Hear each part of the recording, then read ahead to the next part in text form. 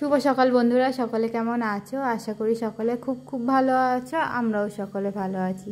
তো আজকে সকাল সকাল রান্নাঘর থেকে শুরু করছি। অন্যদিন তোমার গ্যাসে রান্না করি, আজকেও গ্যাসেই রান্না হয়েছে, কিন্তু একটা তরকারি আর ভাত তোমার এখন বাইরে করছি। তরকারিতে ভেতর থেকে সমস্ত কিছু কষিয়ে এনে জাস্ট রান্নাটা বাইরে করে নিচ্ছি।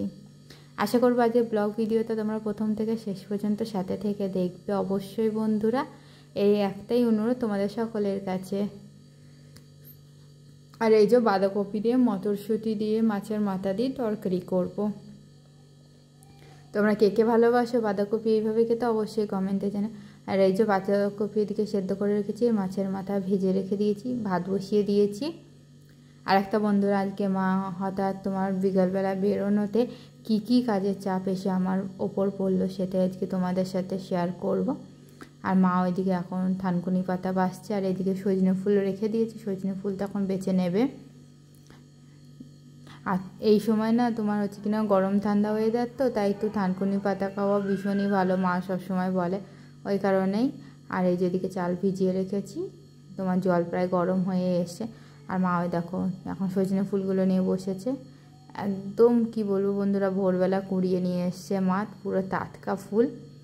এইগুলো দিয়ে তো আজকে একটা তোমাদের সাথে দারুণ রেসিপি শেয়ার করেছে মা, সজনে ফুলের নিরামিষ কোপ্তা কারির রেসিপি, দারুণ। আর এই যে আমি পাতা দিয়ে কিন্তু জাল দিচ্ছি। বাড়িতে এত পাতা পড়েছে বন্ধুরা, কি করবো, বেকার বেকার পুড়িয়ে তো নষ্ট করে লাভ নেই বলো। আর গ্রামের বাড়িতে পাতা পুঁতি দিয়ে রান্না করতে দেখবে বেশ ভালো লাগে। এই যে রান্নাঘর ভরা পাতা আমার, মা সব স্নান করার আগে গুছিয়ে রেখেছে। আমি বা মা, অন্যদিন মাই করে, একটু পর মা আবারও আসবে এখানে রান্না করতে। আমি ঘরে যাব, আমি কিছুক্ষণ করে দিয়ে ঘরে গিয়ে ঘরের কাজগুলো করব এখন।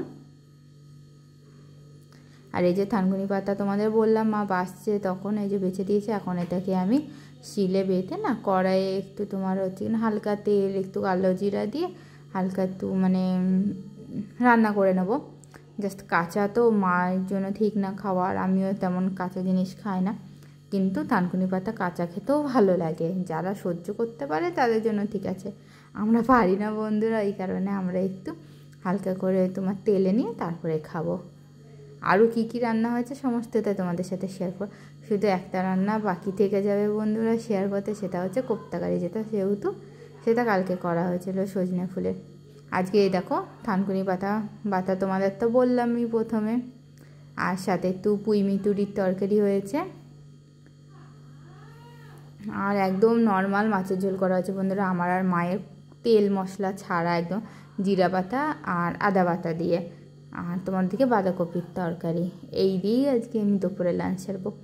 আর তোমাদের তো বললাম কালকে মা সজনে ফুলের কোফতা করেছিল, দারুণ খেতে হয়েছে। অবশ্যই মায়ের ইউটিউব চ্যানেলে আজকে দেওয়া হয়েছে, দেখে নিও সকলে, ভালো লাগবে তোমাদের সকলের। আর তোমরা কে কী দুপুরে লাঞ্চ করেছে সেটা অবশ্যই কিন্তু আমাকে জানাবে বন্ধুরা। তো খাওয়া দাওয়ার পরে যাব কাপড় তুলতে, তারপরে কি কাজ চেপেছে সেটাই দেখতে থাকো তোমরা। এই যে সর্বপ্রথম চলে এসেছি ছাদে আমি লাল শাক তুলতে, দেখতেই পাচ্ছ লাল শাকে পুরো ভরপুর, 4খানা বস্তায় শুধু লাল শাক দেওয়া। সেই লাল শাকগুলোই এখন আমি সব তুলে নিচ্ছি, যদিও কচি আর দেখো ফুলগুলো কি ভালো লাগছে বলো তো দেখতে। আমি তো মাকে ফার্স্টে বলছিলাম মা ওই ওপর দিয়ে সাজিয়ে দিলে হয় না, মা বলছে না হাওয়া দিলেই কিন্তু পরে নষ্ট হয়ে যাবে, তার থেকে এইভাবেই ভালো আছে। আমি বলছি হ্যাঁ এইভাবে ভালো, কেউ তো দেখতে পাচ্ছে না, আমাদের ছাদ বাগানটা কী সুন্দর লাগছে, গাঁদা ফুলে পুরো ভরে গেছে। মা বলছে কি হবে, তোমার হচ্ছে তুই ভিডিও করে ছাড়বি, সেটাই দেখবে, সেটাই সবাই আনন্দ পাবে। আমি বলছি হ্যাঁ আর এই গাঁদা ফুলগুলো কিন্তু পুরোটাই বাবার হাতে তৈরি, মানে বাবাই প্রথমে সব আলাদা আলাদা করে লাগিয়ে রেখেছে। তো এক জায়গায় লাগিয়ে হয়, সেখান থেকে চারা হয়, চারাগুলো নিয়ে মা তারপরে আলাদা আলাদা বস্তায় ভরে রেখেছে। আর এই যে এখন আমার লাল শাক তোলা হয়ে গেছে, এখন আমি জল দিয়ে নিচ্ছি। এই দুখানা দায়িত্ব আজকে আমার ওপর পড়েছে, যেহেতু প্রত্যেক দিন বিকালবেলা মাই আসে জল দিতে, আমি আসি না। তো মা পুচকুসোনার জন্য তো জিনিস কিনতে গেছে, কি কিনতে গেছে সেটা তোমাদের কালকে দেখাবো। আর গাঁদা ফুলগুলোর গন্ধে না পুরো একদম ওপরটা মমো করছে, আমি একটু শুকে নিলাম ওই কারণে। গাঁদা ফুল বলে যেই ফুল বলো, ফুল মানেই সৌন্দর্য বহন করে, আর আমার তো ভীষণ ভালো লাগে। মেথি শাকগুলো আছে, মেথি শাকগুলো কালকে যেহেতু লাল শাক খাবো, আর মেথি শাকটা পরে তুলবো। তো আমাদের ছাদ বাগান তোমাদের কেমন লাগে বন্ধুরা অবশ্যই কিন্তু কমেন্টে জানো। আর তোমাদের সকলকে অসংখ্য অসংখ্য ধন্যবাদ জানাই ধৈর্য সহকারে আমার ব্লগ ভিডিওটা প্রথম থেকে শেষ পর্যন্ত দেখার জন্য। তোমরা এইভাবে আমাকে সাপোর্ট করো, এগিয়ে যাওয়ার জন্য সাহায্য করো। তোমাদের ভালোবাসায় আমি যাতে এইভাবে এগিয়ে যেতে পারি বন্ধুরা। আর মা কী কিনতে গেছে পুচকু শোনার জন্য, আরও কী কী কিনেছে সমস্তটা তোমাদের সাথে কালকে শেয়ার করো।